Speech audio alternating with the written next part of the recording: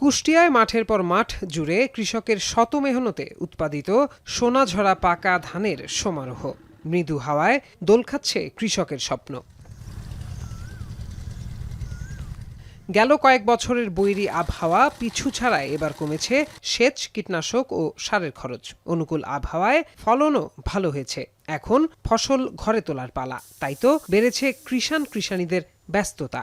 তেল লাগে যে কম, পানিটা ভালো পাইছি, তাই ধানের ঠিক কোন সার ফাঁস দিতে পারি, তাই ধানটা বের ভালো ফলন। বৃষ্টি বাদলের আবহাওয়া কম, মোটামুটি ভালোই আছে। তেল মানের দাম খুবই কম বেশি আছে। প্রতি বছরে 7 বের 8 বের করে বীজ দিয়েছি, এবার 3 বারেই ধরেন কাম সারিয়েছি আমরা। এবার 3 বারেই দেখা যাচ্ছে আমাদের ধান খুবই ভালো।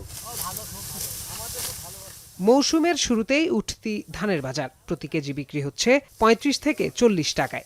আশানুরূপ দাম পাওয়ায় খুশি মেহনতি কৃষক। খরচ খরচা বাদ দিয়ে 20,000 30,000 টাকা ধান হলে 10,000 লাভ হয়। এই বছরে ধানের ফলনটা ভাই ভালো, পোকামাকড় কম, ঝড় বৃষ্টির আগে আমাদের ধানটা উঠছে। তবে পুরোপুরি না পাকায় অনেক কৃষকের ধান এখনো মাঠে, তাই হঠাৎ কালবৈশাখীর শঙ্কায় রয়েছেন অনেকে। এমন অবস্থায় ফসল বাঁচাতে নানান পরামর্শ দিচ্ছেন কৃষি কর্মকর্তারা। আমরা কৃষকদের পরামর্শ দিয়ে যাচ্ছি যে এই মৌসুমে 80% ধান পেকে গেলে দ্রুত ধানটা কেটে বাড়িতে আনা, কারণ যে কোনো মুহূর্তে আমাদের প্রাকৃতিক ঝড় বা শিলাবৃষ্টি হতে পারে, যাতে কৃষকের উৎপাদিত ধানটা নষ্ট হয়। সেজন্য আমরা সার্বক্ষণিক মাঠে পরামর্শ দিয়ে যাচ্ছি।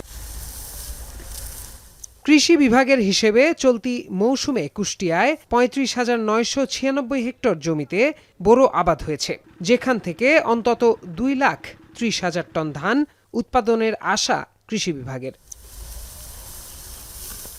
এখন কুষ্টিয়া।